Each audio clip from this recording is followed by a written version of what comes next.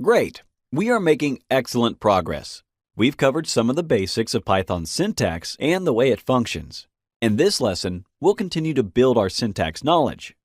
We are one step away from covering the essentials, and then we'll be able to dive into more interesting programming tasks. The next topic on our agenda are arithmetic operators. The addition and subtraction signs are straightforward to use. Technically speaking, in the equation you see here, 1 and 2 are called operands, while in the next one, the operands are 3 and 5. The plus and minus signs are called operators, and given they also represent arithmetic operations, they can be called arithmetic operators. Division is more interesting. If we want to divide 15 by 3, we will need to use the / sign. What will happen if we try to divide 16 by 3? 5 again. Yes, the output was 5 because in Python 2, the quotient is an integer by default. Mathematically, if we divide the integer 16 by 3, we will obtain a quotient of 5 and a remainder of 1. If we use real numbers or floats, the float 16 divided by 3 will result in a float value of 5.33. Therefore, we obtained as a quotient the integer 5 and no information regarding the remainder of the division of 16 by 3. This is one of the few substantial differences between Python 2 and 3.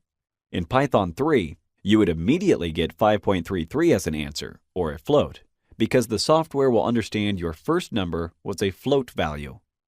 To avoid this, when we use Python 2, we should look for the quotient of the float 16 divided by 3, and not of the integer 16 divided by 3. So, we should either transform the number into a float or type it as a float directly.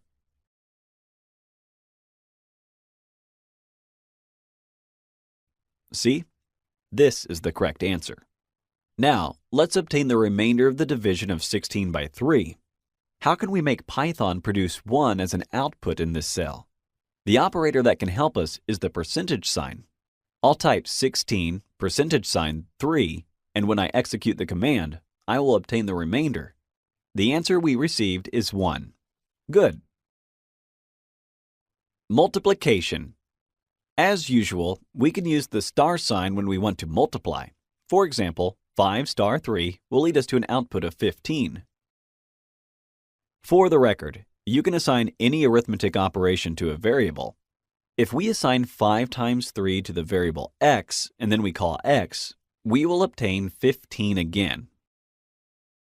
Great! How could you calculate 5 to the power of 3?